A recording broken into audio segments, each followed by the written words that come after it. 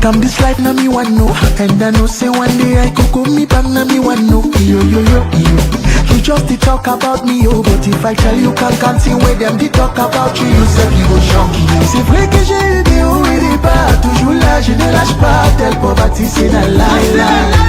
Star you know the bang no man for shine, I believe in God's time, that's why I am still on the grind. Eliminate, eliminate, Jesus say them eliminate, manipulate like flank killer, we are privileged. Eliminate, eliminate, them they try to eliminate the chakra, the plus with tata, oh I said don't give up on me,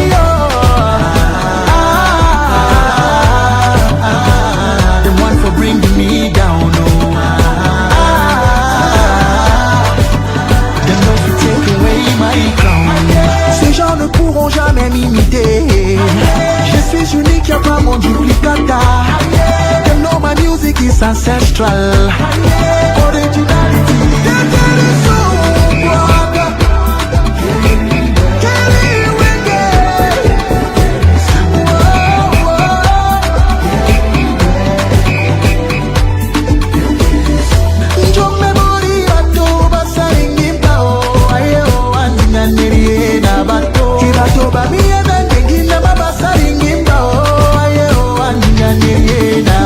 Ibato ba mo mere rama manjiko pura moto monyere wani ndi manji moninga onyora ba mote boro wana ke bira mare ordinara o manjiko oro. Qui es-tu pour parler quand tu ne me nourris pas? Qui es-tu pour parler quand tu ne m'habilles pas? Qui es-tu pour me juger? Sachez que l'étoile ne s'oublie jamais pour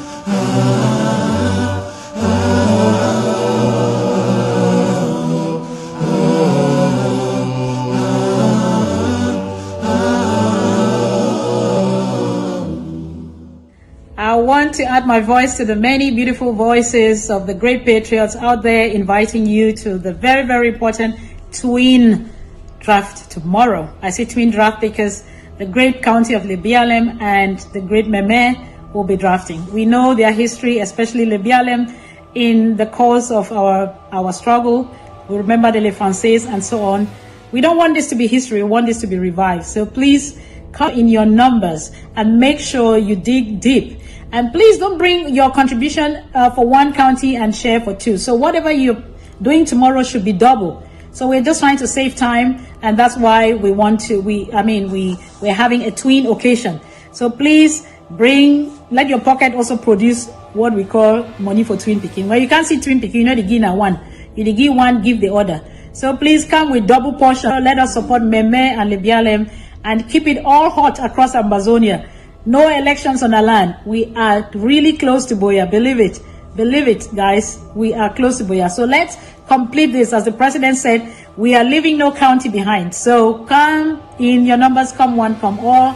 Please let all the counties be making sure their contribution list is already ready so that we come and make this a short and very spicy twin draft for Lebialem and Meme. See you. Thank you. God bless you. Ambazonia is free. No elections on our territory by any foreign invader. Thank you.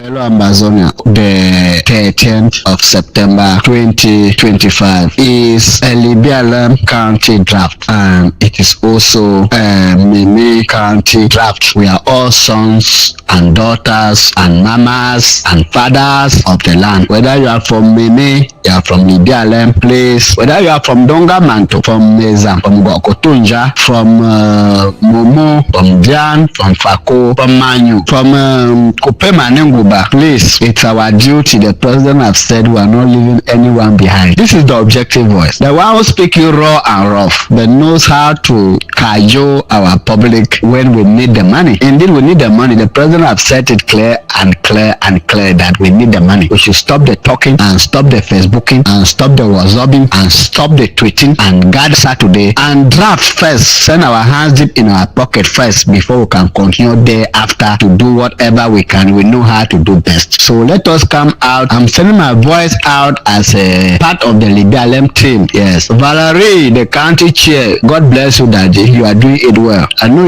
you can reignite the magma that was once over there. The Lefanse can come back to full swing due to your coordination. I know that you are a man of strategy. You are a tactical and a strategic man. That once the money is in your hands, you can bring Lebialem back to where it was when it was a no-go zone and a dead zone for these enemy forces that want to occupy our land. So we are calling up the people from Lebialem, those who were on the fence thinking that we will never land, those who skip and enter into a car that was instead moving them to Yaoundé instead of Boya. Please, the car moving on to Boya, that train moving to Boya, the doors are still widely open. The way to enter the door is through drafting. Join us. It's not late. Let us land in Boya together. Those on the fence, please skip back into the train. Let us go together to Boya. How do you skip back to the train? Just get into the draft tomorrow and then dip your hands into the pocket and contribute. When we reach Boya, we'll fix our house. We'll discuss. We'll see who went wrong where. We'll punish those who want to punish and cheer for those who wish to cheer. And together will be our house. Will be our country. We'll make it the nation that existed between 1954 and 1961 that put apex democracy at heart. So Ambazonians, wherever you are within the 61 local government areas and the 13 counties, 2 great counties are drafting. I quite remember Valerie is always saying, oh, the Libanese, oh, those my people from Lebialem, those my mama, those my papa, those my brothers. Don't forget, today we are doing Mezam. Let us come together and see what we are going to do to go and help the people of Mezam to achieve their defense and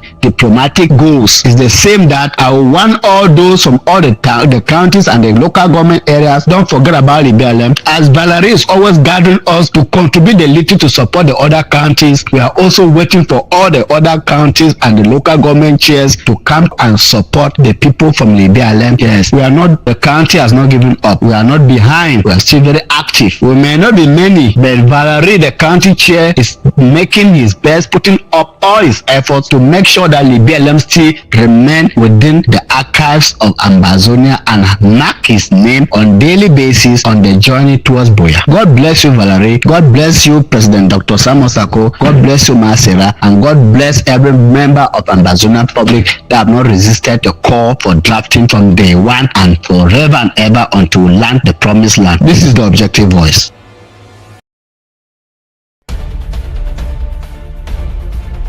Fellow Ambazonians, is the voice of your president. I don't come again today not to announce to you, say, Meme, he call you. Yes, may we remember Meme. When big man, he turn small pikin, he can enter inside a house. May remember what you don't do for you before. This one now operation no county left behind. In fact, as the whole country they wake up to go, every place where it quiet, it must wake up. And I be say the time don't reach for we for March go for Boya.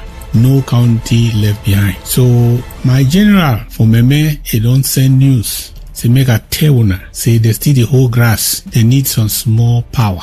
They need some small help. They need say, they will not forget them all. Because K-Town must bow. So this Saturday, the 13th of September 2025, all roads lead to K-Town. Share this invitation for everyone. The one the way that the support will mop, tell and say the time don't reach for support with the pocket. The one the way that the support for share for Facebook, tell and say that time for talk don't finish. Now so we can forgive our best. Die hard warriors. When I don't already do our best. If our best is not good enough, we must do our all. Then we do our everything possible because now head ahead. Ambazonia must be free. The time for Saturday 13 now 8 p.m. Ambazonia time. My dear county executives of all of Ambazonia, the federal executive Ambazonia, supporters of the struggle, people they know they forget yesterday because of tomorrow. I invite when I say, may we do everything we make Meme great again, because as it is smell for Fako, it must happen for Kumba. It must happen for Meme. So may we come together, may we do it what we feel do, may we do our best, and God go do the rest. Share this invitation. Share them white from the home front to the everywhere in the diaspora. God bless you as you come.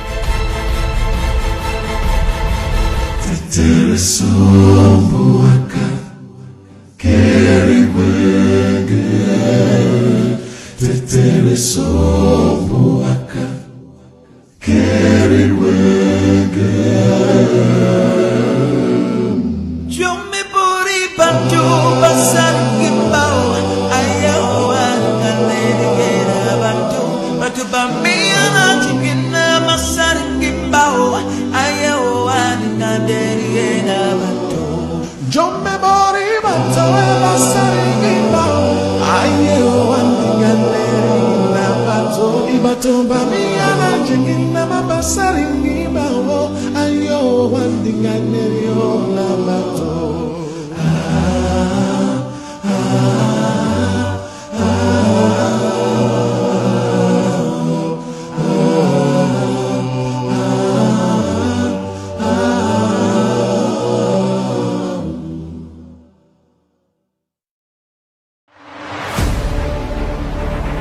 The number one most important thing for every Ambazonian to do right now is the draft.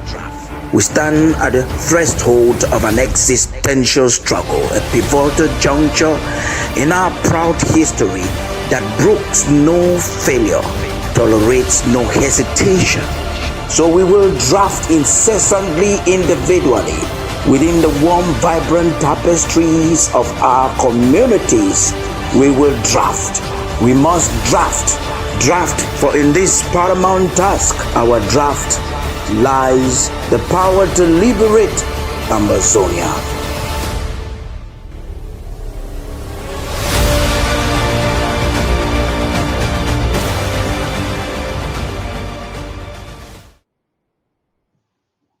Good evening and welcome, fellow Ambazonians, ladies and gentlemen. We apologize for starting about 53 minutes late, but we are sure to rush it into the on top of the hour so we can have the draft effectively begin for these two counties. I want to thank all those who have already started joining the Zoom meeting. You want to keep inviting people. Those who are watching us from all our social media platforms. We're drafting two major counties today. We talk about Meme and Lebialem. You heard Objective Voice there reminding us of the days of the Lefangse. And that is possible again because Ambazonia is not relenting. Interestingly, Barrister Mbeseha is from Lebialem. And he's accompanied tonight as we get into this conversation with Barrister Fru. We'll be giving this pre-analysis with a lot of things that we have on our table to talk about. But I'd like to apologize to the people of Lebialem on behalf of the president. I'm sure you did not hear the president talking about Lebialem. The blame should go to probably us and those he was not noticed.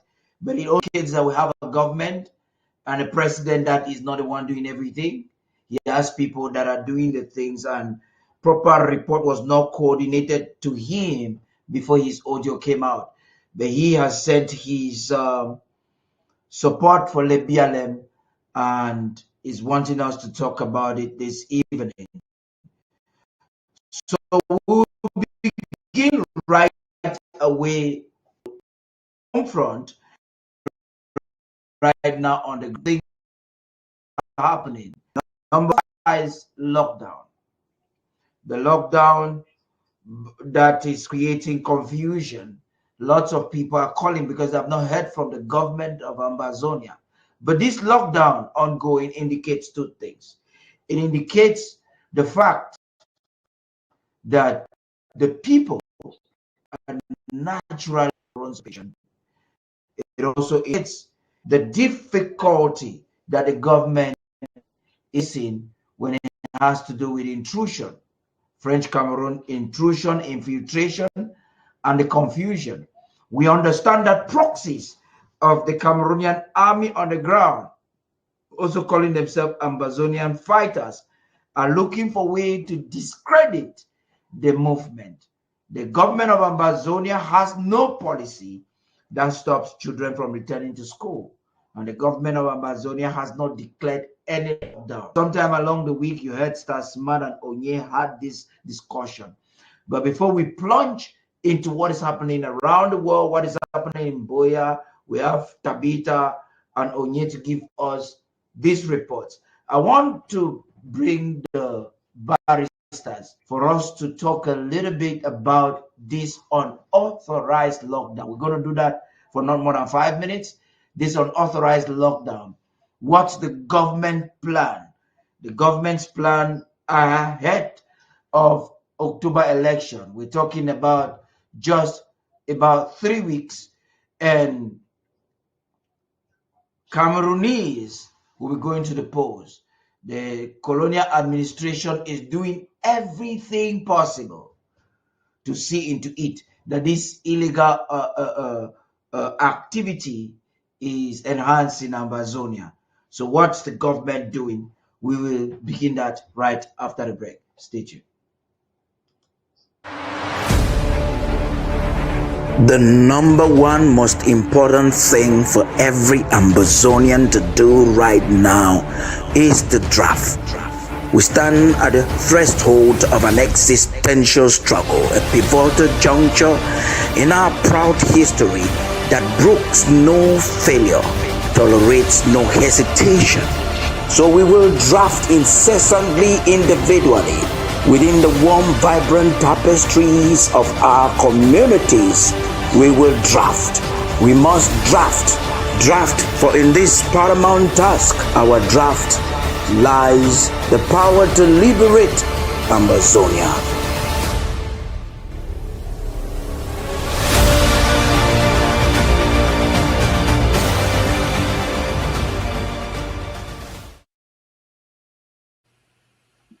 Good evening, Barrister Fru. Good evening, Barrister Mbeseha. You're welcome to this very important program.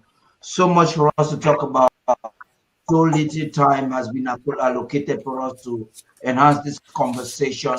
I'm excited to have both of you every weekend, because while there's noise everywhere in the Cameroon and the media is manipulating the fact, they was looking up to this day and to this platform to during what is happening exactly. So I will begin with you, Barrister Fru. You've not been here all along the week. We understand that a certain parts in Ambazonia right now, especially in Bamenda and a huge part of the mainland, is locked down. It is not in conformity with the government strategic plan in liaison with the stakeholders on the ground.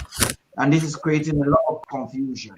Some of the reasons being that it is to stop school. But the president and the government have no intention to interrupt education of Ambazonians. You are a legal man. You understand the implication of this confusion in the international community. We're expecting to hear you talk to us this evening. Please. Yes, buddy. Thank you very much. Thank you very much for another Saturday. Throughout the week, when I had a little time, I had tried to find out on the ground who called a lockdown and what is happening on the ground. You will not believe that the lockdown, the so-called lockdown, is respected in almost all the hotspots of Ambazonia, Bamenda in particular. Sometimes in the southwest, I see videos of Boya, somebody talking from Boya, that Boya, for these days, there has been no going out and all that. And I try to find out what the hell is going on, because the government of Ambazonia did not call a lockdown. And somehow I got a reply. The people on the ground, our people know that it is not the government that called this lockdown. Our people think that is the handiwork of La République du Cameroun, because soldiers were seen patrolling all over the place to make sure that nobody comes down. And what is their strategy? Is to make our people too tired of the lockdown for all these days, nearer to the election, and when the government of Ambazonia calls its lockdown, everybody will be tired of it and will not respect it. That is strategy number one, because of the election. Number two, the proxies that work for La République du Cameroun were very busy on the ground, also armed, properly armed, and never controlled by anybody. And they went around tantalizing our people. Our people said, well, if I come out, I'll be killed. So why would I come out? I might as well just respect it. The whole of the food market in Bamenda was down. The streets in Bamenda were dry. People were at their homes because of hoodlums going around with guns, supported by the army, to make sure that everybody respects the ghost town. This ghost town is called by La République du Cameroun for its electoral agenda. You are saying Cameroon wants to instill fatigue, strategically making, and then at the same time, that the Cameroon government mobilizes a few bike riders to say they don't want the extended lockdown. Voilà, that's it. And those bike riders, as you can see, nobody challenged them, because that is in the playbook. La République wants to make it look like the separatists have launched a lockdown, extended lockdown for people, for the population of the so-called Northwest and Southwest to suffer. And you can see that if you don't vote, you will suffer even the more. You will need to get out of this. And they are effectively enforcing the lockdown. La République is enforcing the lockdown, and is using its effective use of its proxies. Yes. Mbeseha, I understand we have a very brief moment. I want to hear from you your take on this issue. I know you've spent the whole week educating the people of Ambazonia government position. I'm talking to you, Barrister Mbeseha, but I'd like to get your view on this whole unauthorized lockdown. I think I have a slightly different take on the unauthorized lockdown. One thing we must admit is that we are the government, but there are also rogue elements who claim to be Ambazonians somewhere outside there. The reason why we did not want a prolonged lockdown, is that we do not want to inflict undue punishment on the citizens themselves. If the goal is to stop elections, so be it. But we do not want to do it. Wanted to do it with minimal pain to the citizens, to the population. And that is why I think we came out with our own position.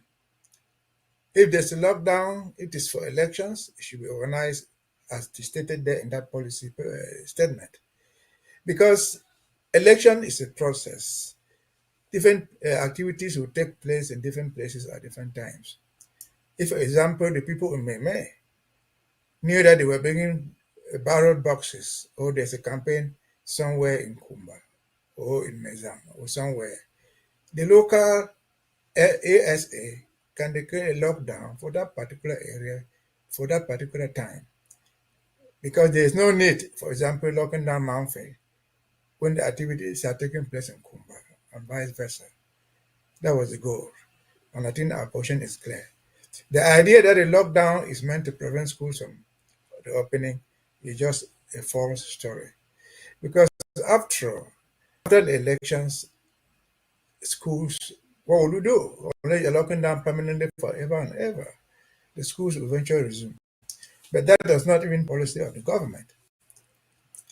But as President Nsoh says, Yaoundé inadvertently is promoting it. They didn't know what they are doing.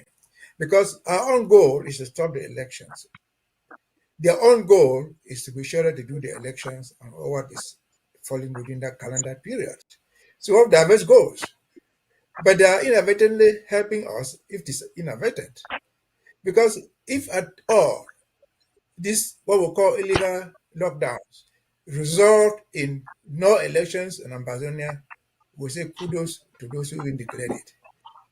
Because that would have achieved our aim. If that illegal lockdown prevented them from campaigning, which is what they are doing now, I think yesterday the Prime Minister was in Boya and so on and so forth. If it prevents them from doing other things, so be it. Our goals can be achieved.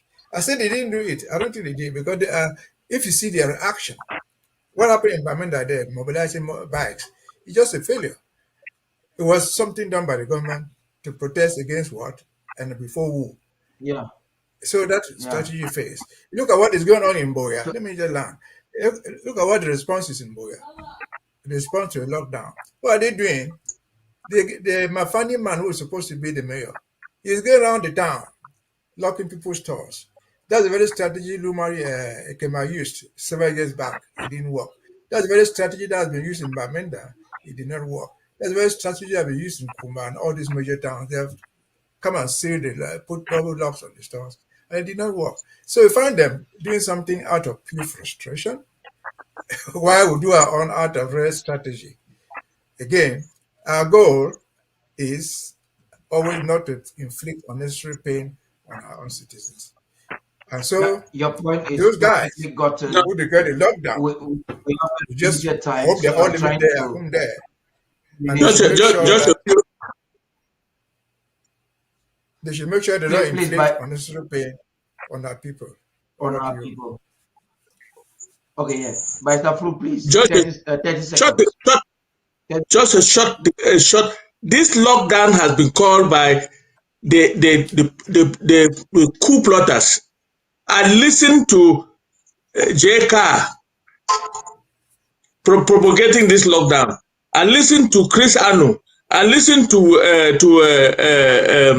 Emos Tomenta. Every one of them was promulgating this lockdown, and they have been supported by government. They are doing so ignorant.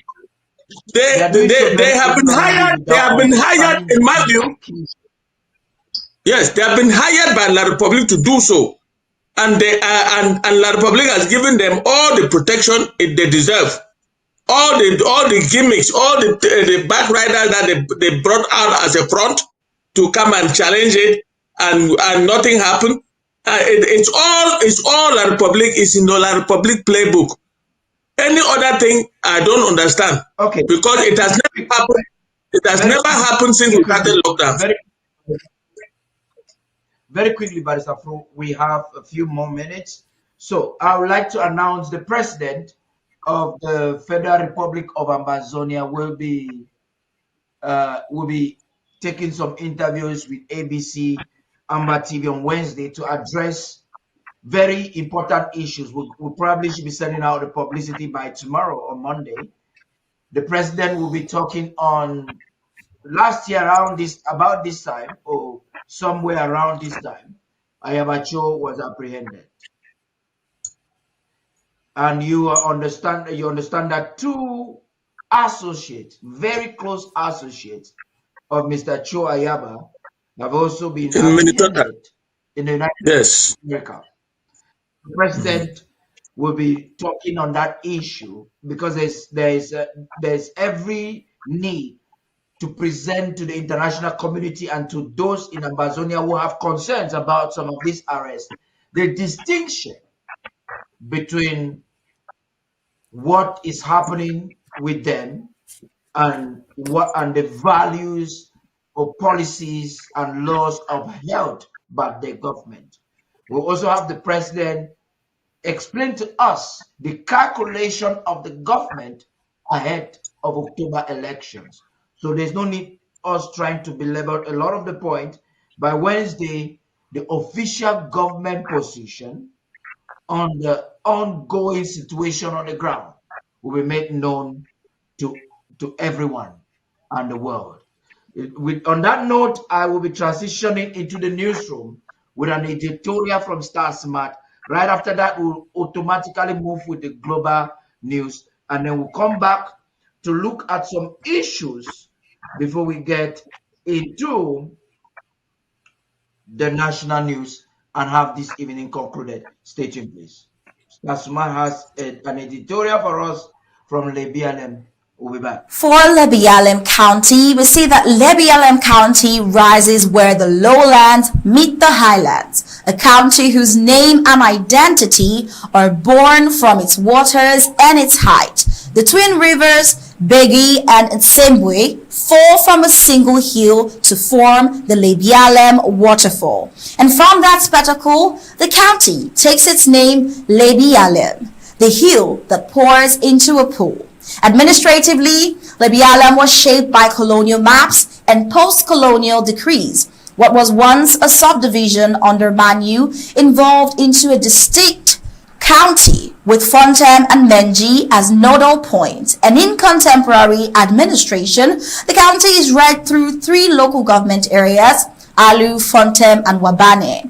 Its terrain is dramatic. Pockets of tropical evergreen give way to deciduous slopes, and at the highest reaches, cool fog and open grasslands. Altitudes sweep from a few hundred meters to peaks that pierce the cloud lines. And that verticality has always defined how people live, move, and think in Lebialem.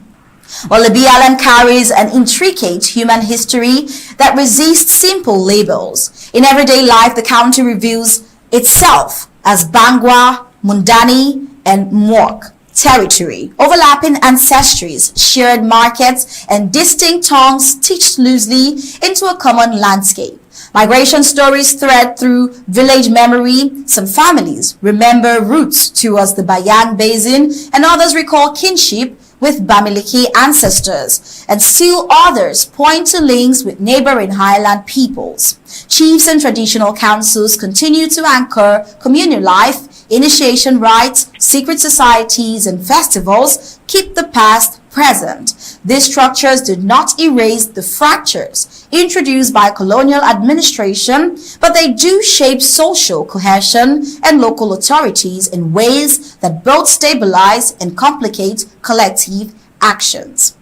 Lebialem's ecology is a living ledger of possibility. The lower valleys host towering trees, iroko, mahogany, palms, and the farther up ones climb the vegetations, changes until the land opens into cooler, productive plateaus. These shifts in soil and climate translate directly into livelihoods. Cocoa and coffee thrive alongside food crops and a wealth of non-timber forest products. Bitter cola, njansang, bush mango, that women and market networks have long transformed into income. The hills and escarpments empty into waterfalls. Caves and isolated rock monuments, the Inyis Fongonkem Peaks, the Totakeng Overhang, and Mount Marga, which together form a catalogue of places that invite hikers, scholars, and pilgrims of culture. Roads remain uneven and access sporadic. Where the carriageway ends, traditional paths and footbridges carry life. It is in that fragility, a mix of ecological richness and infrastructural neglect, that both risk and opportunity linger. The land provides, but the promise of wider development depends on care, connectivity, and local stewardship. But then in 2025, we see that Lebialem claims a strategic relevance, that it's geographic and moral at once. The highlands and forests offer natural depths, valleys, escarpments, and hidden gullies ease movement and complicate pursuit, while waterfalls and caves create places of refuge and reassembly.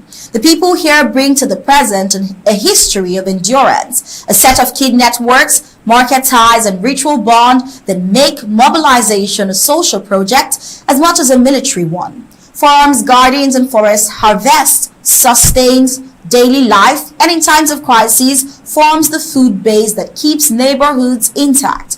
Lebialem's symbolic weight runs deep. It gestures towards continuity, a culture that has weathered colonial reordering and post-colonial neglect. Now, these trends sit alongside vulnerabilities. Seasonal roads and scattered clinics mean medical care and supply lines are fragile. Displacement interrupts harvest and fractures the very social system that sustains resilience. Dialectal and local loyalties require patience, place-sensitive politics rather than blunt centralizing orders. Now, the land that shelters can also isolate. And what do we mean by this? The hills that protect can complicate coordination. In this climate, strategies that imagine Lebialem as merely a map coordinated fall short. Instead, Lebialem positions itself not only as a recruiting ground, but also as a logistical hub, a symbol of resistance, and a guardian of culture. Fighters from the highlands enlist with a resolve to defend, a strategy to endure, and a vision to liberate. And that enlistment was rooted in farms and shrines, in market stalls and chieftaincies, not solely in barracks. Lebialem is a county of contours, physical, cultural, and political. Its waterfalls and peaks, its language and lineages, its farms and forest products all compose a living archive of what the southern Cameroons have been and what they might yet become. Any draft or plan that treats Lebialem as a resource to be drawn upon without listening to its people and without tending its land will fail. Conversely, strategies that respect local governance, preserve ecological wealth, and link the highlands to networks of care and commerce have the best chance of turning Lebialem's rugged promise into durable strength. In the long view, Lebialem remains both shelter and mirror.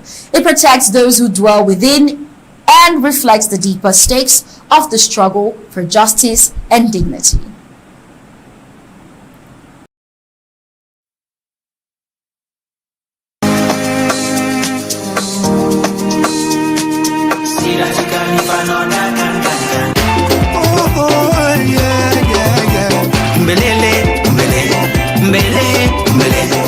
The World Draft once more is coming to your county. Stand up and be counted. No greater victory was ever achieved than by greater sacrifices. Let our fallen heroes and heroes guide and shield our men and women. Let their ultimate sacrifice be the reason we change the game and give our enemies what they have been giving us.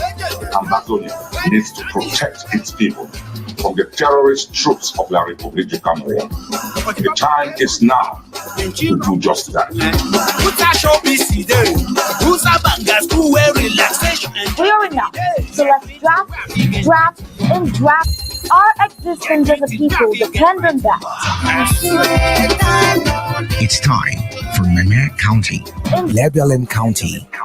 Even when your world has broken down, you should always turn and face your fears. For what doesn't kill you makes you strong.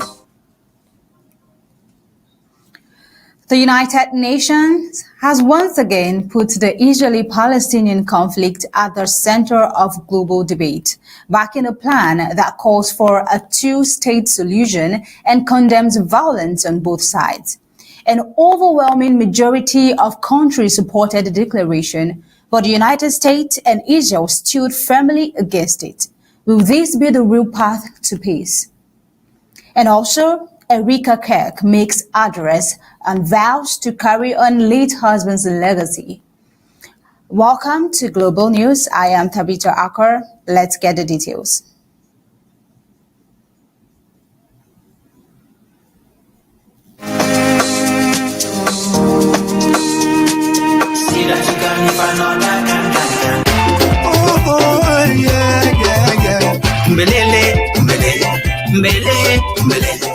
The World Draft once more is coming to your county.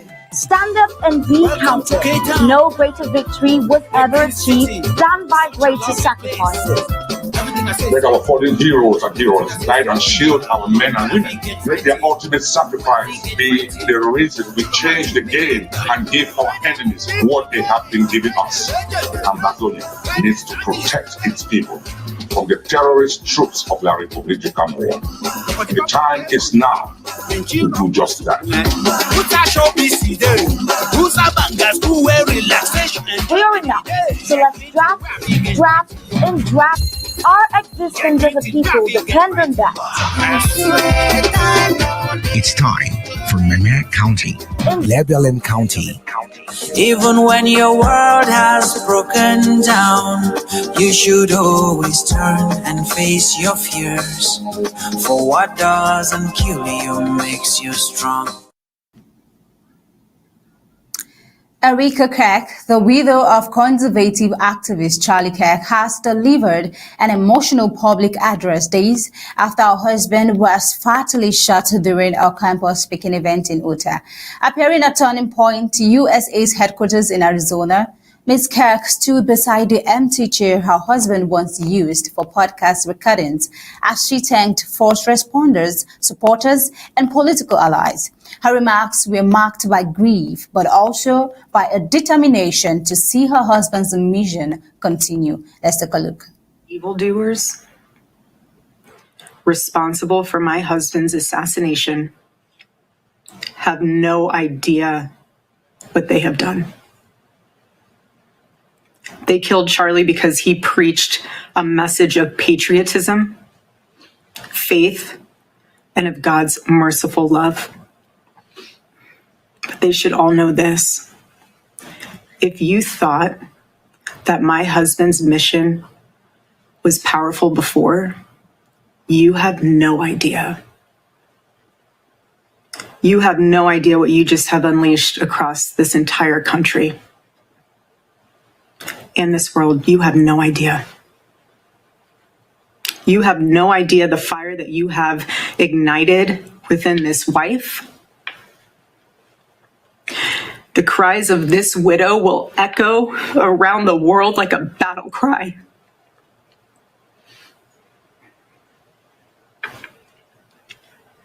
To everyone listening tonight across America, the movement my husband built will not die. It won't. I refuse to let that happen. It will not die. All of us will refuse to let that happen. No one will ever forget my husband's name, and I will make sure of it. It will become stronger, bolder, louder, and greater than ever. My husband's mission will not end, not even for a moment. It was quite difficult for Kirk, Erika, to hold back the tears. Charlie, who was killed on Wednesday while participating in his American comeback tour at Utah Valley University.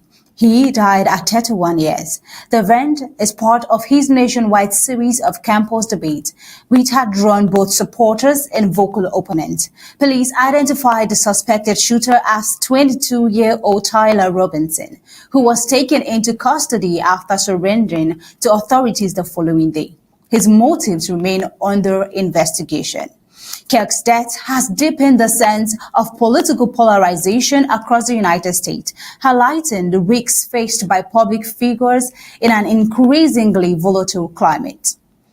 Erica spoke of the challenge of explaining the sudden loss to the couple's young children, aged 1 and 3.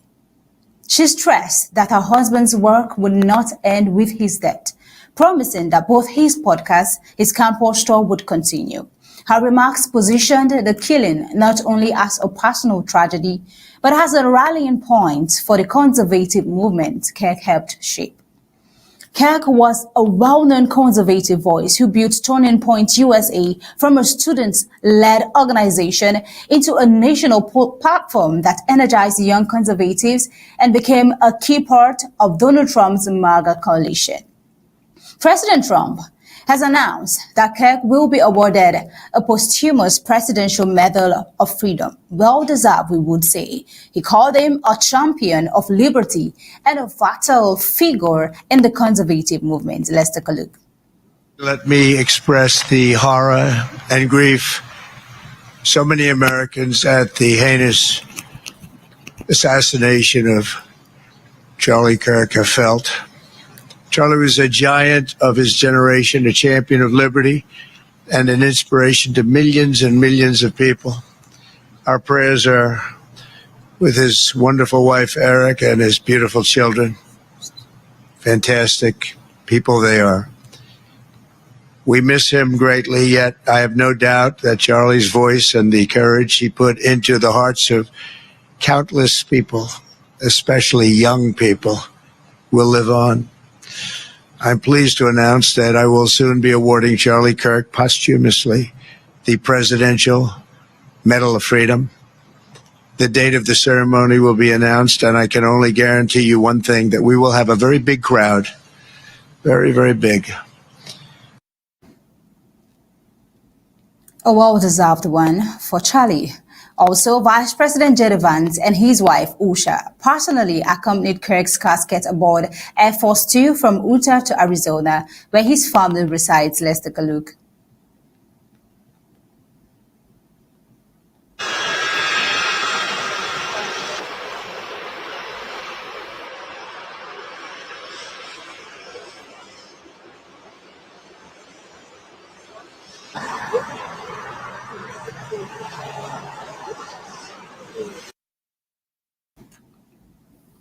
We would say Charlie's death was horrible and maybe probably senseless. But then Charlie has a lot of legacy. He has made a lot of legacy. We see that Turning Point USA described Kirk as a pioneer whose work would resonate beyond his life, asking for prayers for the family during what it called an incomprehensible loss. Kirk's prominence was rooted in his ability to connect with conservative youth while steering controversy across American campus. He was a vocal supporter of gun rights, a staunch opponent of abortion, and a critic of transgender rights. He also amplified false claims about COVID-19, positioning himself as a culture warrior within the Republican base. While supporters saw him as an accessible leader who gave voice to their frustrations, critics accused him of promoting rhetoric that harmed marginalized communities. His death has not only sparked mourning among his followers, but has also intensified debate about his influence on U.S. politics. Despite the tragedy, Erica emphasized that her husband's vision would endure. By presenting the moment as a turning point, she framed the shooting as the beginning of a broader movement to uphold his ideals. Kirk's funeral arrangements are being planned in Arizona, where his wife and children live. His death has underscored the dangers of political violence in the U.S. and the enduring divides that continues to shape public discourse. Now, Charlie's death has a lot of questions. It has thrown a lot of questions, and a lot of people are really mourning all over the world, and not just in US, in Europe, and all over the world. Now, taking you away from this sad event, this horrific death of Charlie, I'm taking you over to the United Nations. The United Nations General Assembly has overwhelmingly endorsed a declaration urging concrete steps toward a two-state solution between Israel and the Palestinians, while condemning both Hamas and Israel's military campaign in Gaza. The resolution passed with 142 votes in favor, 10 against, and 12 abstentions, follows a July conference led by Saudi Arabia and France. The United States and Israel boycotted those talks and later rejected the outcome, underscoring their growing isolation on the issue. The declaration denounces Hamas for its October 7, 2023 assault that killed about 1,200 people and resulted in more than 250 hostages. At the same time, it criticizes Israel for strikes on civilians, destruction of infrastructure, and a blockade that has produced severe humanitarian consequences in Gaza. Here lies a critical question. Can peace efforts succeed when both sides are condemned simultaneously? Although this dual framing risks alienating all parties involved. I mean, Israel has been blamed. Hamas has been cautioned too. So who plays the victim? Let's take a listen. Hamas immediately praised the killers as heroic and exceptional, later claiming full responsibility for the attack and calling the massacre of innocent people a natural response. There is nothing natural about this. It is terror, pure and simple. Today, 48 innocent people are still held hostage by Hamas. Their families live in daily pain. It has been more than 700 days that innocent people have been trapped in Hamas captivity. 700 days of cruelty and abuse. Hamas has used them as bargaining chips, turning their suffering into currency. But let me be clear, there is no immunity for terrorists, not for those who commit it, and not for those who enable it. Israel has agreed to President Trump's ceasefire proposal. We are ready to stop the fighting, but Hamas refuses. They keep the world waiting. They are in no rush, they have the time. Indifferent to the human suffering that their delay causes. And who suffers from this refusal? Not the leaders of Hamas, living abroad in the Ritz-Carlton in Doha. They don't suffer, they have the time, but the hostages languishing in their cells and the people of Gaza used as human shields. From the start, Hamas's strategy has been to embed its weapons among civilians. They hide rockets in schools, command centers in hospitals, and tunnels under homes. They put their own people in harm's way, then cry crocodile tears when civilians are hurt.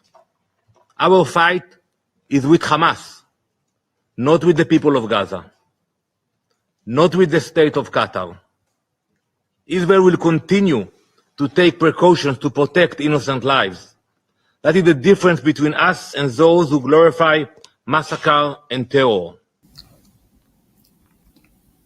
Beyond condemnation, the text calls for the war to end immediately, a deployment of a UN-mandated stabilization mission, and outlines tangible, time-bound, and irreversible measures toward Palestinian statehood. But how realistic are these steps in the absence of direct negotiations? And who exactly will guarantee their enforcement? The timing of the vote is significant. A gathering of world leaders on September 22nd is expected to bring formal recognition of Palestinian statehood from France, Canada, Australia, Belgium, and Britain. Will this recognition strengthen the legitimacy of the two-state framework, or will it further entrench Israel's resistance and widen the rift with Washington? We see that support for the resolution was strong across Gulf Arab states and much of the global South. In contrast, the U.S. described the measure as a misguided publicity stunt that undermines serious diplomacy. Let's take a look. Make no mistake, this resolution is a gift to Hamas. It is likewise cynical transparently driven by the domestic politics rather than a serious foreign policy agenda. As Secretary Rubio has noted, progress in negotiations aimed at achieving a ceasefire over the summer collapsed when one of the states organizing the conference encouraged Hamas's intransigence by announcing its intention to recognize a conjectural Palestinian state. Far from promoting peace, the conference has already prolonged the war, emboldened Hamas, and harmed the prospects of peace in both short and long term. The United States will not participate in this insult to the victims of October 7th. Meanwhile, Israel dismissed it as one-sided. Let's take a listen. And the endorsement of this so-called declaration are not a serious attempt at peacemaking.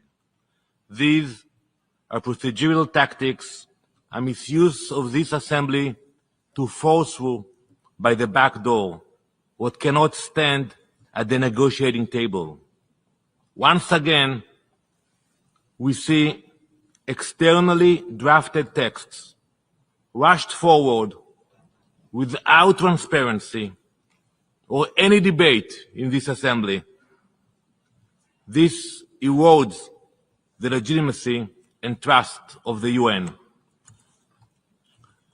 This one-sided declaration will not be remembered as a step toward peace, only as another hollow gesture that weakens this assembly's credibility. This is not diplomacy. It is theater, a carefully staged performance for headlines, not for peace. It doesn't shorten the war, it prolongs it. The contrasting reactions expose a deeper issue. Does the UN still serve as a credible mediator, or has it become a stage for competing political narratives rather than solutions? The October 7 Hamas attack marked a turning point, unleashing a war that has devastated both sides.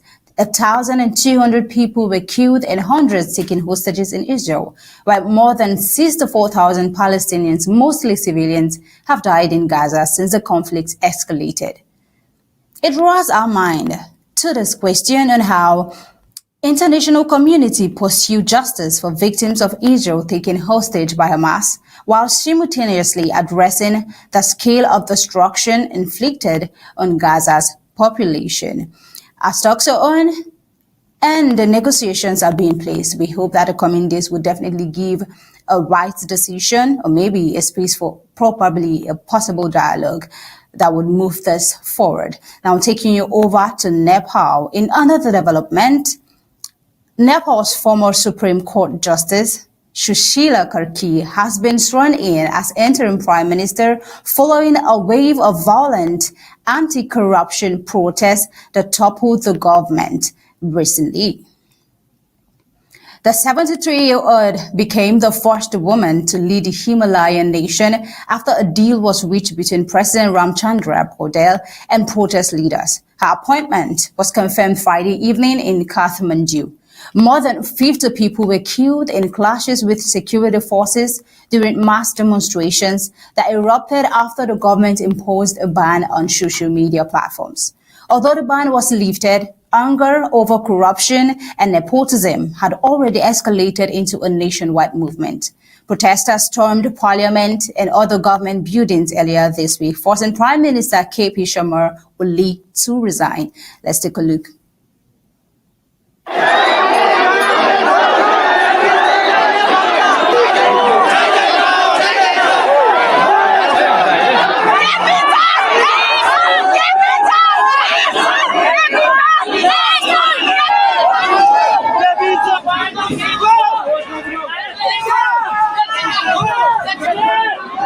They're now trying to get into, I don't know, I believe it must be some government office or the bar.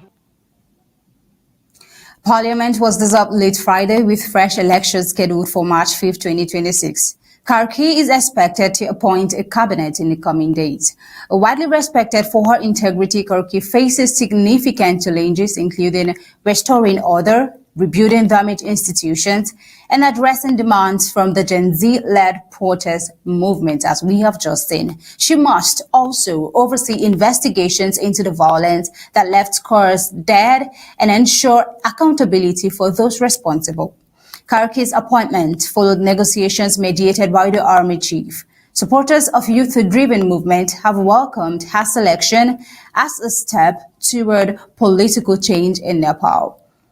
Born into a politically connected family, Kirk rose through the legal profession to become Nepal's Chief Justice in 2016, though her tenure was marked by controversy, including an impeachment attempt.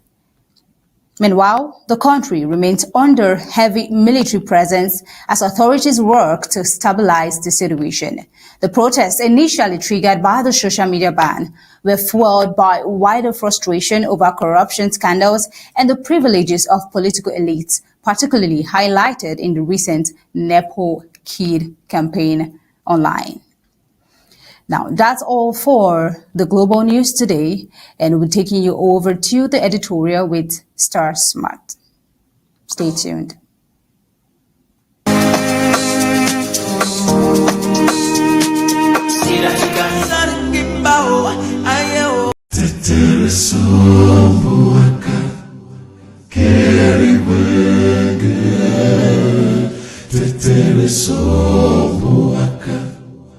Carried away,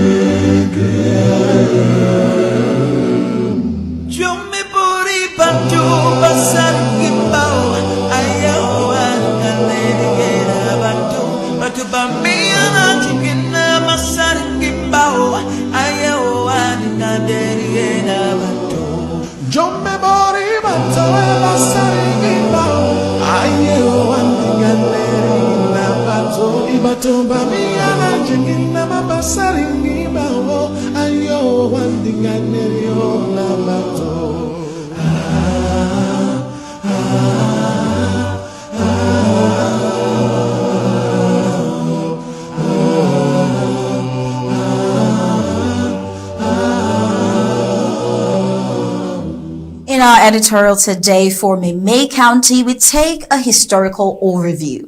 In Meme County, it's situated in the Atlantic zone of southern Cameroun.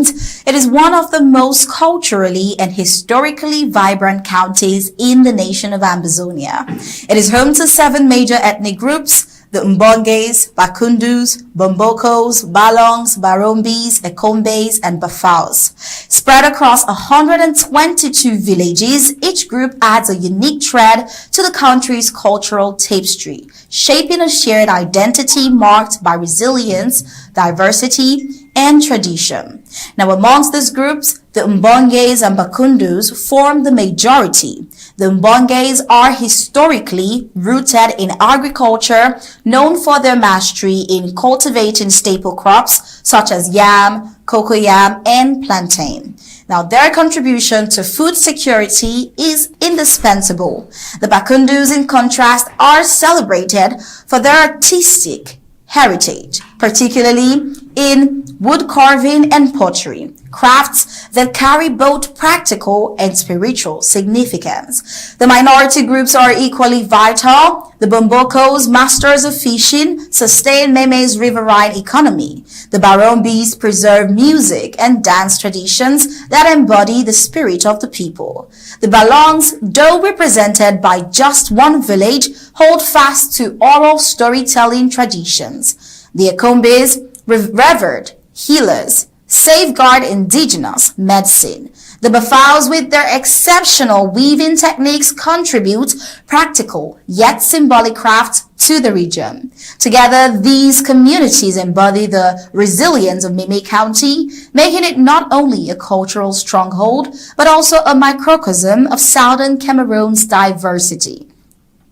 When we take a look at Meme County, standing as one of the most agriculturally endowed areas of the Atlantic zone, we see that its fertile soil, abundant water sources, and favorable climate have historically supported robust farming systems. The county produces cocoa, coffee, palm oil, bananas, and plantains, crops that sustain local consumption while feeding regional and international markets. The agricultural sector serves as the backbone of Meme's economy, creating livelihoods for farmers, traders, and entrepreneurs. Its influence extends far beyond county borders, fueling economic growth across southern Cameroon.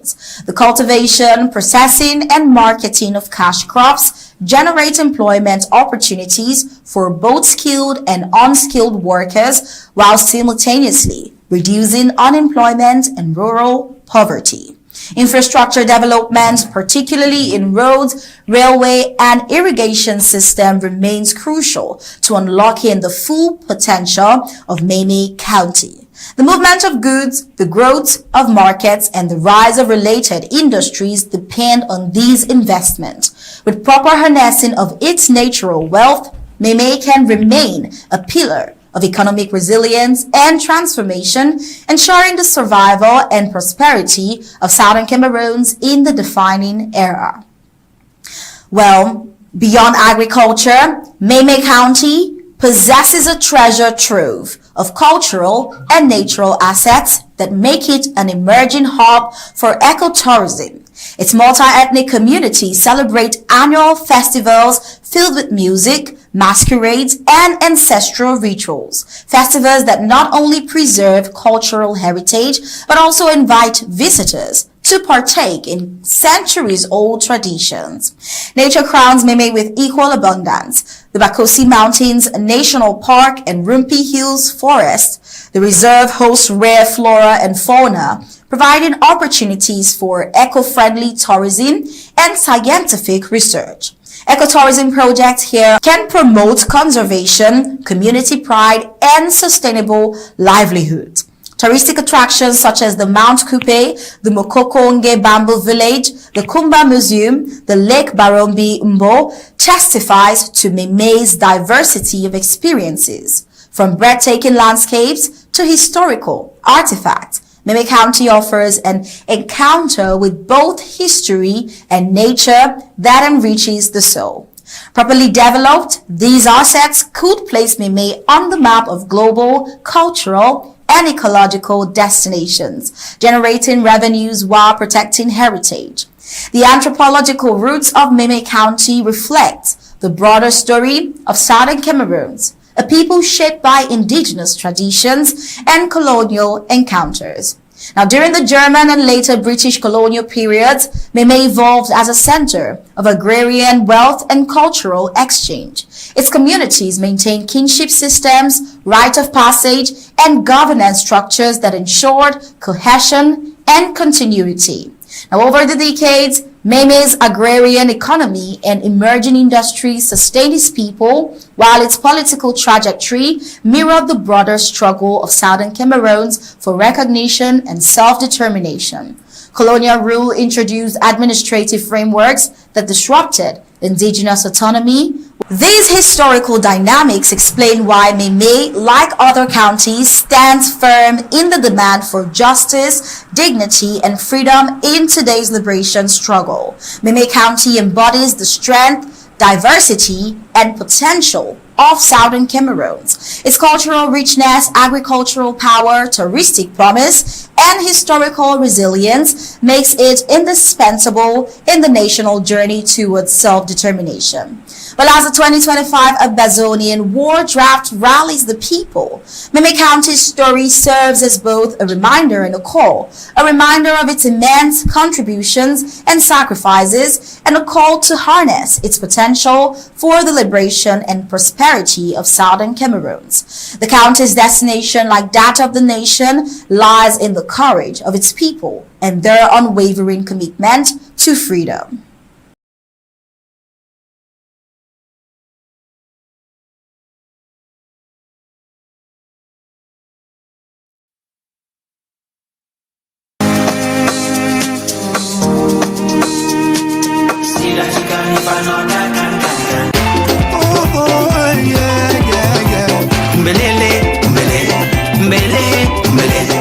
The world coming to your county. Stand up and be counted. No greater victory was ever achieved than by greater sacrifices.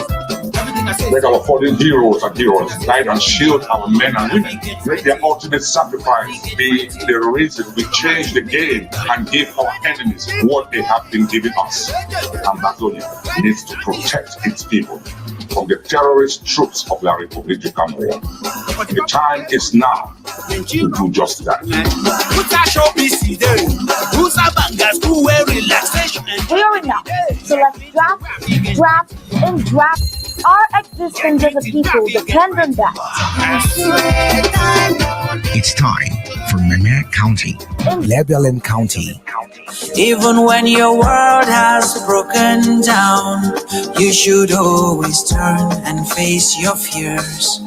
For what doesn't kill you makes you strong. All right, and welcome to the news from the home front. Let's start with how President Paul Biya betrayed Ambazonia, sold out the Kansas City 3 and fooled Washington for over 4 decades. Colonial President Paul Biya has ruled not as a president, but as a CEO of a corporate dictatorship, with France as shareholder, lobbyists in Washington as PR, and cronies in Yaoundé as board members. In this system, betrayal is not a flaw. It is a policy. Proxies are created, used, and discarded like business assets. The Ambazonian people promised autonomy since their 1961 plebiscite have faced this betrayal at every turn.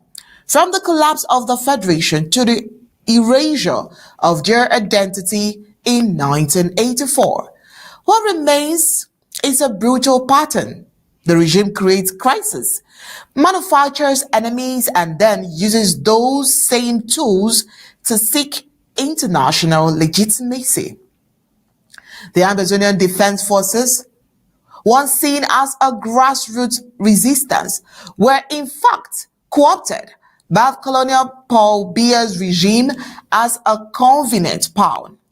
As investigative journalist Grace Buckley revealed, figures like Ellie Smith, Colonel Bankoi, and Paul Etanganji enabled the ADF's operations, supplying them, shielding them, and deploying them when needed.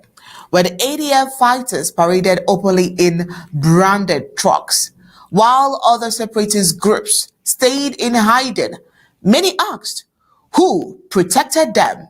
The answer pointed not to Oslo or Toronto, but to Yaoundé. The ADF became the regime's mask, staging attacks that justified a brutal military crackdown while framing the conflict as extremism on both sides. This internal manipulation soon extended abroad, with the Biden administration warming up to Biya's lobbyists. The regime offered up indictments as political currencies. The Kansas City 3 Ambazonians living in the U.S. were turned into bargaining chips, while others, known commanders, remained untouched in Canada. Justice, we say, was selective, and the message was clear. The regime was willing to sacrifice its own former proxies, like the ADF, to buy renewed legitimacy in Washington. Behind closed doors, Cameroun sold narratives, not accountability, and in doing so, traded human lives for a seat at the table of international diplomacy. As the regime's double crosses come to light, Ambazonians are left bearing the cost, vilified abroad, massacred at home, and manipulated by those who once claimed to lead them. The system that betrayed them is cracking, but so too are the illusions that kept them hopeful. From French-style presidential absolutism to foreign-backed impunity, the entire foundation is rotten. What remains is a stark truth: compromise with Yaoundé has only ever led to betrayal. The path forward demands not more deals with the devil, but clarity, unity, and a refusal to be anyone's pawn again. In this corporate war against the people, Ambazonia must choose survival through self-definition, not submission at this point. Well, that's not all. One of the reasons why Ambazonia must stay resolute is the fact that President Paul Biya has authorized a 9.2 million euro loan from ISDB for basic education projects. President Paul Biya has authorized the signing of a new loan agreement with the Islamic Development Bank through its Islamic Solidarity Fund for Development to support the improvement of basic education in Cameroun, so they said. Well, the financing agreement amounting to 9.2 million euros, if you approximate that, is about 6 billion francs CFA. They say it will fund the basic education system project in the Cameroons. According to them, the loan will be signed by the Minister of Economy, Planning and Regional Development on behalf of the Cameroonian government. The PAEBC aims to enhance access to quality basic education, particularly in underserved areas. And then you will ask yourself, which areas are the underserved areas? And also, they say that this will support government's effort to strengthen the educational system through infrastructure development, teachers training, and provision of learning materials. You will pause here and ask, why now when school has already resumed? If you want to take loans for school education, it should be months before a new session begins. But we all know the gimmicks. While borrowed just a few weeks to the general elections. Well, this new loan adds to the French Cameroon's public owing debt, which has been a point of national and international scrutiny. However, the government maintains that such financing is essential for meeting critical development goals, especially in the educational sector, they say. The agreement with the ISDB aligns with what they tag as the French Cameroon's broader strategy to leverage international partnership for socio-economic development under its Vision 2035 framework. But we must also add here that they are leading when it comes to owing in Africa. And we have seen one of the reasons they are deceiving the people that they are borrowing for. Mr. Paddy, at this point, I wouldn't know, would you, by any chance, think that such a debt would be for children, not to talk of for education, or you think it's just a gimmick for the next coming elections? What would you say, Mr. Ta? Thank you very much, Onye. I think it's just a gimmick. Thank you for giving us the platform to have this conversation. But that's my opinion. The lawyers will speak. There's a lot happening right now. Ambazonia is at a crossroad, and I'm very appreciative of the fact that you take up the time, Onye, to process this particular report at this critical time. This report, there's nothing more essential than this report that you have just processed now. It is a gimmick.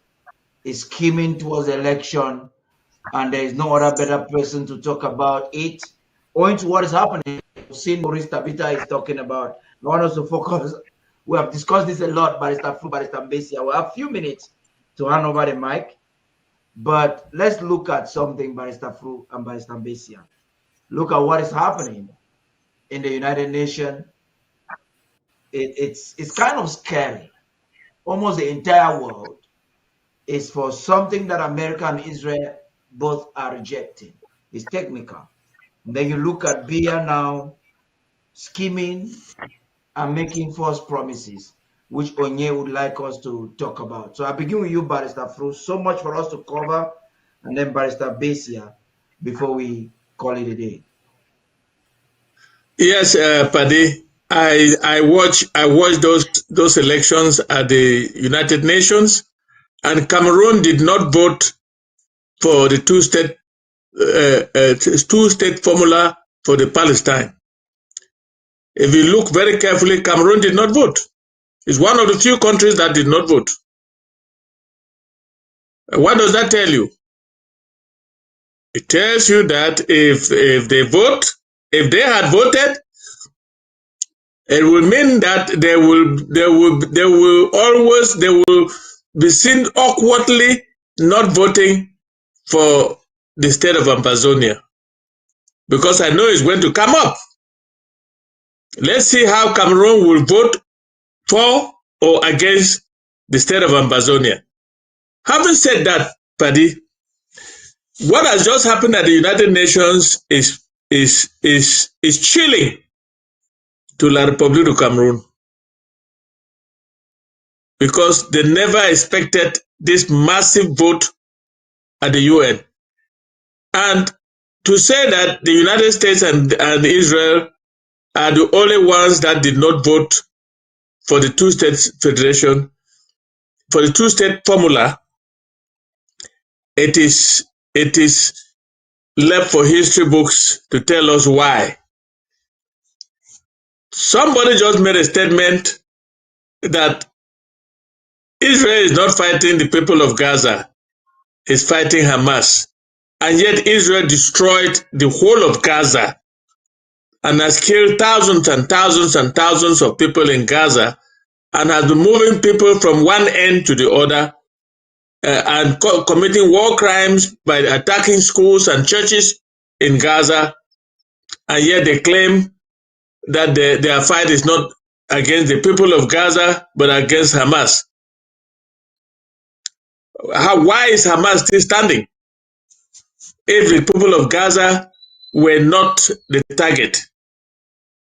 All what has happened at the United Nations sends a chilling message to dictatorial regimes around the world, especially La République du Cameroun. What is going to happen when the vote for the Federal Republic of Ambazonia comes up at the General Assembly? What we know that Cameroun will never. And this actually tells us why tonight is very important. This is what I want us to focus on. We have a few minutes to go, Barrister Mbeseha.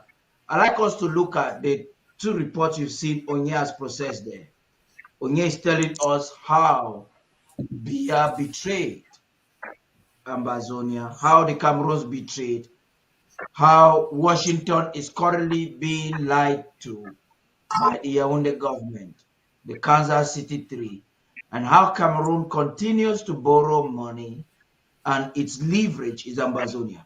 Before I come back to you, Barrister Fru, let us hear what Barrister Mbeseha has to say in this regard, and why tonight he is from Lebialem, why tonight is instrumental for Ambazonians to take it seriously. We are at a crossroads. A lot of activities would have to take place between now and only 4 weeks away from the election. Please, Barrister Mbeseha, talk to us. Well, the first point is why Cameroon is borrowing money to fund primary schools, whatever thing, basic education. I had the opportunity to say here before that is not even for anything. It's purely for political campaign. It's pure political campaign. And no government in the world takes loans to fund its basic education. What is basic education? Child care, nursery schools, and so on and so forth. So it is political theater. Fast forward to Kansas City 3. Now, that is the irony of diplomacy. They tell lies behind the screen, and in public they tell you a different story. America that purports and is claimed to be a democracy in the world, it's not, after all, a democracy in the way you think. Their democracy is based on their own interests. And again, the Kansas City 3, the story has been there for 2.5 years or close to 3. The truth shall prevail, and the truth is prevailing. What is most important for them is that they are not yet brought to a court to face a jury of their peers, which is what is required by the United States judicial system. President Trump, President Biden, and no other president in America can avoid that. When they do bring that, it takes time when politics is involved. If they ever do it, the Kansas City 3 will walk home free men. And hopefully, by the Onega department, to compensate them for what is going on there. Then on the United Nations, what has gone on within the United Nations just the last several hours is a test of the United Nations itself. Should that organization prevail? Ambazonia is not part of it, but that's the United Nations that was formed in 1945 to prevent wars. They can tell the world that what we're doing in Ambazonia and Cameroon is not a war, but nobody denies that what is happening in Israel and in Gaza is a full-blown war. All of them, Israel is a member of the United Nations. The US is a member of the United Nations. And today, there are 190 members of the United Nations. By that vote, 140 have passed the resolution. Let us wait and see if it will be implemented. If it is not implemented, the whole United Nations is put to the test. Because it can only hide for some time. It cannot hide for all the time. Injustice cannot continue forever. What they were voting there, I think, it was not about the two-state federation, state solution. No. The two-state solution has ever been voted for more than 20 years, but it has never been implemented. Why? Because Israel, a member state, and the United States, a principal member state and with the veto power, have made that impossible to happen. By doing what? By seizing the lands, the 1967 occupied territories that they seized in the 1967 war. And then they have not been able to do it. Today, it is dawning on them. I guess France voted yes for that resolution. Next September, during the next General Assembly, Palestine will become a full-fledged member of the United Nations. Because the General Assembly votes members. They will vote them in there. Right now, they are members, but they are observers. When they become full-fledged members of the whole thing, let us see how the game operates. Again, we should learn from what is happening there in Gaza. Palestine is not Gaza. Palestine is a state. Gaza is Gaza City. And so they're not giving independence or state to Gaza. They're giving the state of Palestine. Like we have in Ambazonia. Some Ambazonians, I saw something today in the news. Some senator from Kopi Manugumba say, no, the people in Kopi Manugumba will never vote for anybody else but Paul Biya when we are not even part of their country. Why? Because according to them, Paul Biya gave them a division. Like Gazans, Kopi Manugumba politicians think that they can be different from what the ones in Manu. They can be different from Mbeseha. They can extract themselves away from Ambazonia. They align themselves. The same with Palestine. You not extract Gaza from Palestine. Gaza is a city. They call it Gaza City, not Gaza State. And so we call it again Kupe Manugumba County, not Ambazonia. Gaza will go to Palestine. Let us wait and see what the overall majority has democratically voted for, whether they would enforce the resolution or they will be cowed by the United States and Israel. And again, we remember, this is Israel. Netanyahu has been indicted by the ICC. He's popularly known there. He's not yet arrested. Let us see what happens. Whether some people are above the law. But that is a question of time. Let us watch and see. Over to you. But Fru, quickly, what's your take on Biya's manipulation when it comes to education and all of that? Well, Paddy, that money coming after the start of the school session is a gimmick. It's money to finance the election. And the way those Arab countries operate, they have looked at the Gulf of Guinea, our rich Gulf of Guinea that La Republic is exploiting, and has given it as collateral to get 92.6 million euro. They are using us to get that money, and they'll use that money to finance their election. The Arab countries that gave them the money have no measure of control whether that money will be used for what they said it was going to be used for. That is school, basic education. After schools have started,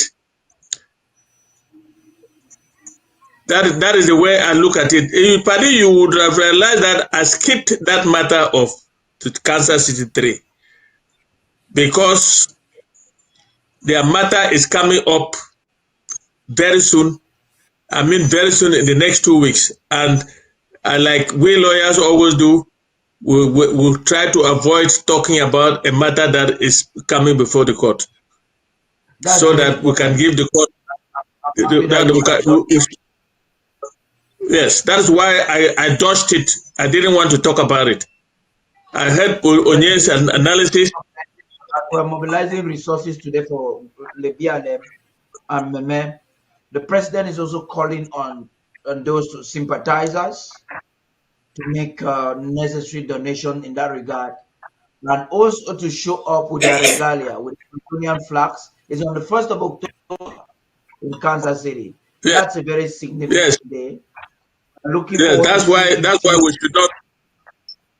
Yeah. That's why we should not develop. We should not talk about it, at least for now. Now, to proceed, I want to say that France, Great Britain, and Canada launched something in the last 2 months about the recognition of the state of Palestine, that they will recognize the state of Palestine. And I see this vote in the National Assembly having been triggered by that declaration coming from these 3 important UN countries. Great Britain, France, and Canada are ready for the recognition of the state of Palestine. Not Gaza. Gaza is part of the state of Palestine.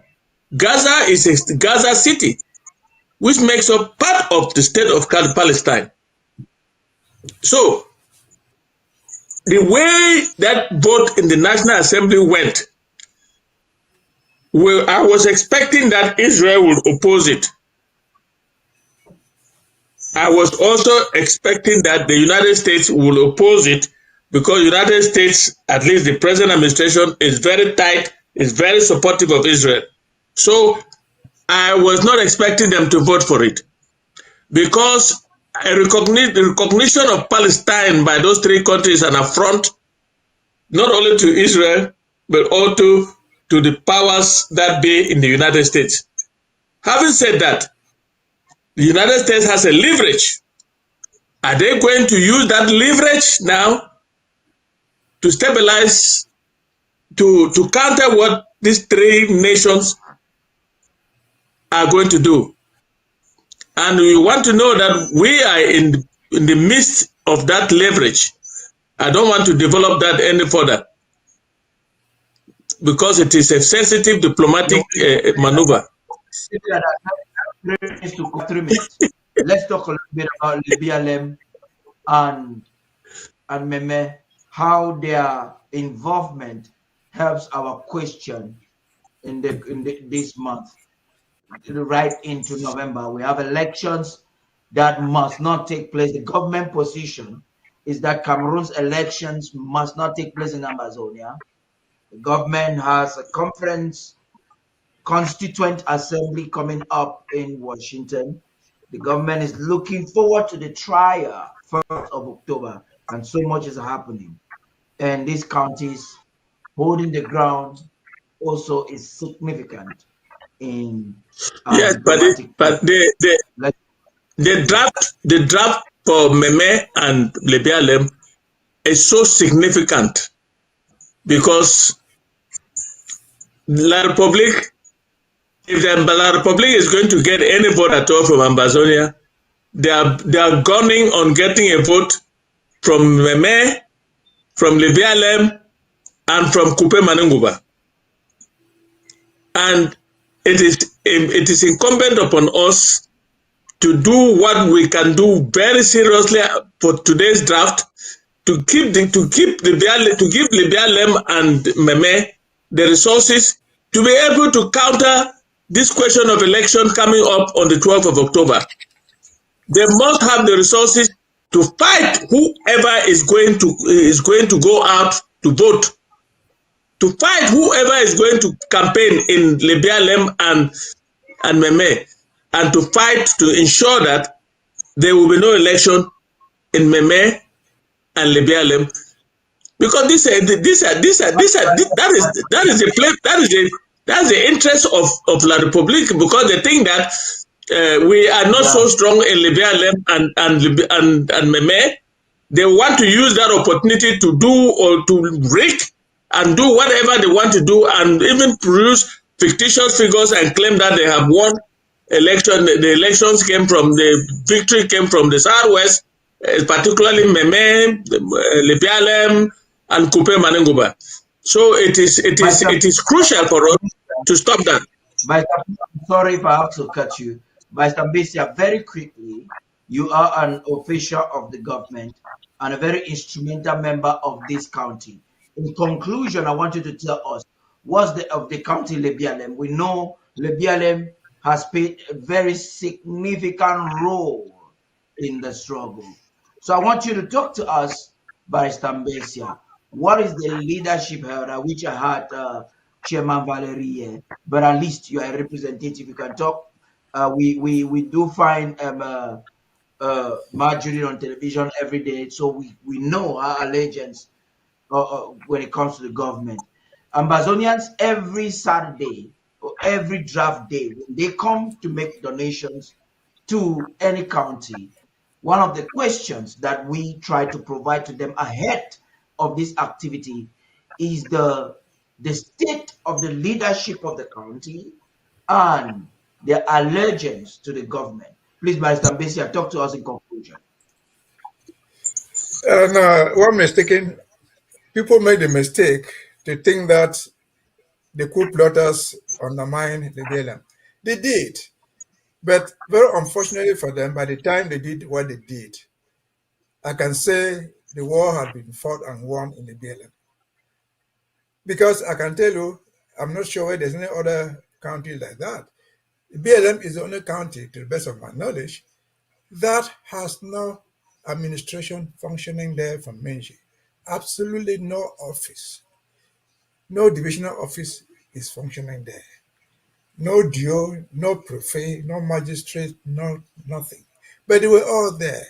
Where are they? They have all packed and gone. And so when you find Lebialem a little bit quiet, it is not because they cannot fight. They're still there. We still have an active force there. But you're not going to be fighting yourselves. There's virtually nothing to fight there. Because the few military people who are deployed to Lebialem today, I can assure you, they are there just to save their own lives.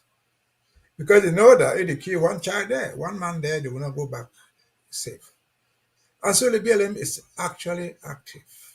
Very, very active. I've said many times before, if all the counties were like Lebialem, I would have thought that the war is already long since won. We would have won the war forever. What I'm saying is not an imagination. My own house is in Menji, the headquarters. There's nobody there called the administration. The only thing you can find there are soldiers deployed in different ways. Absolutely no single policeman, no single gendarme, no single DO, nothing like an administration over there. So the BLM has already fallen. We're just waiting to concretize this. So, and then, again, but the coup plotters did us some bad work. But they didn't kill us. They tried to kill, but I can guarantee you, the BLM is standing strong. In a real war, if the war had actually, if they are not destabilized it, would have even been thinking of thinning down our military in Lebialem, because they don't maintain a 2,000 military, an army of 2,000 when you don't have anybody to fight there. And so the BLM is strong, but it remains to be fortified. Just like we said, the BLM and Meme were so close to the enemy. Menji, the capital of the BLM, is 45 kilometers from Jam, from the enemy's territory. Meme, Kumba is the capital, 40 kilometers from Lum. So you find them at parity. And so that place is full of the military. And in terms of the elections, as Mr. Nsoh has said, we have said nobody is voting. But don't be surprised that on the polling day, you find boxes coming out of Lebialem, coming out of Meme, and anywhere else. Why? Because their soldiers are deployed there, they will vote. They will vote. And then the general say will be there, why they have voted in all these places. They have voted in Bamenda, they have voted wherever, because all our towns are full of the military. And so we should be, our role is to educate the people. Our role is to tell the world what is happening.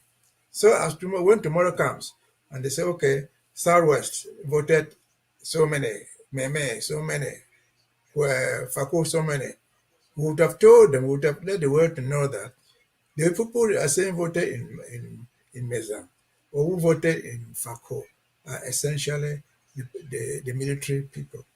Because in some of those towns, the military are more than the population that was there.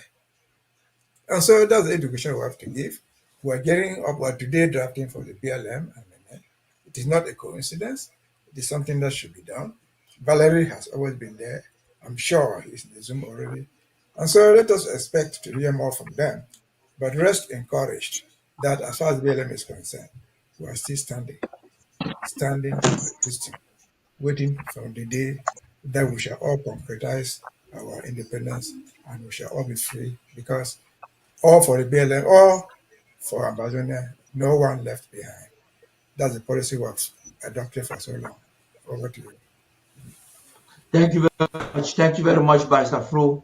I'm inviting all those who are watching us via social media platforms, try to join the Zoom meeting, because I think the activity should be beginning in the next 10 minutes. It's been an amazing evening. I just would like you to remind some of you with the words from government officials and other things they're doing. And so much is happening. There's a lot. I want to remind you that on Wednesday, we're having an exclusive interview with the president, who is going to be briefing the people of Ambazonia a lot of things that is supposed to happen ahead of October 1st. So much. So we'll send out official publicities tomorrow or Monday. I want to add my voice to the many beautiful voices of the great patriots out there, inviting you to the very, very important twin draft tomorrow. I say twin draft because the great county of Lebialem and the great Meme will be drafting. We know their history, especially Lebialem, in the course of our struggle. We remember the Le Français and so on. We don't want this to be history, we want this to be revived. So please come in your numbers and make sure you dig deep. And please don't bring your contribution for one county and share for two. So whatever you're doing tomorrow should be double. So we're just trying to save time, and that's why we want to, we're having a twin occasion. So please let your pocket also produce what we call money for twin picking. Well, you can't see twin picking, you know, the give now one. You give one, give the other. So please come with double portion. Let us support Meme and Lebialem and keep it all hot across Ambazonia. No elections on the land. We are really close to Boya. Believe it. Believe it, guys. We are close to Boya. So let's complete this. As the president said, we are leaving no county behind. So come in your numbers, come one, come all. Please let all the counties be making sure their contribution list is already ready, so that we come and make this a short and very spicy twin draft for Lebialem and Meme. See you. Thank you. God bless you. Ambazonia is free. No elections on our territory by any foreign invader. Thank you. Hello Ambazonia, the 13th of September 2025 is a Lebialem County draft, and it is also a Meme County draft. We are all sons and daughters and mamas and fathers of the land. Whether you are from Meme, you are from Lebialem place, whether you are from Dongamanto, from Mbeseha, from Gokotunja, from Momo, from Jan, from Fako, from Manyu, from Kupema Nenguba, Yoruba. Please, it's our duty. The president have said we are not leaving anyone behind. This is the objective voice. The one who speaking raw and rough, but knows how to cajole our public when we need the money. Indeed, we need the money. The president have said it clear and clear and clear that we need the money. We should stop the talking and stop the Facebooking and stop the WhatsApping and stop the tweeting and guard Saturday and draft first. Send our hands deep in our pocket first before we can continue thereafter to do whatever we can. We know how to do best. So let us come out. I'm sending my voice out as a part of the Lebialem team. Yes, Valerie, the county chair. God bless you, Daddy. You are doing it well. I know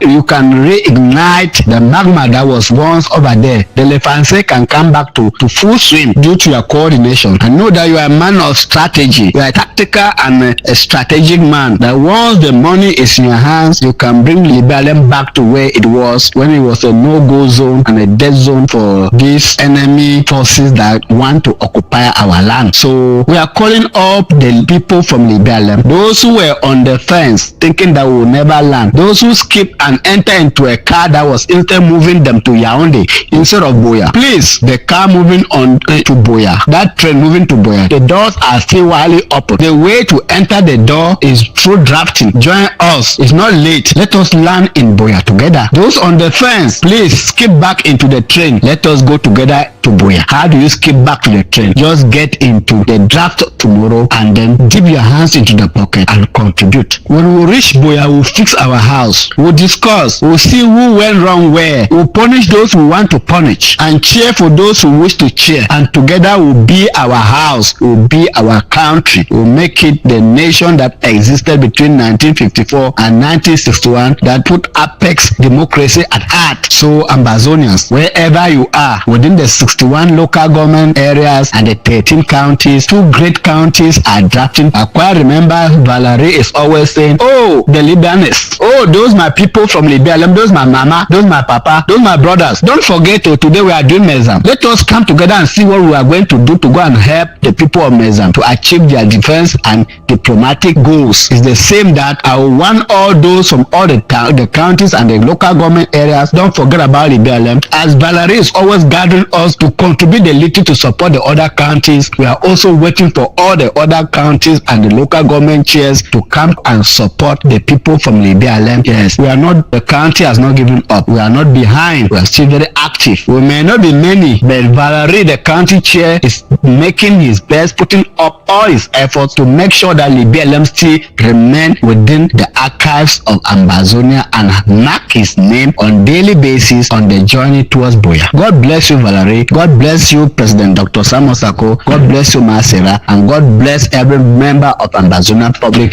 that have not resisted the call for drafting from day one and forever and ever until we land the promised land. This is the objective voice.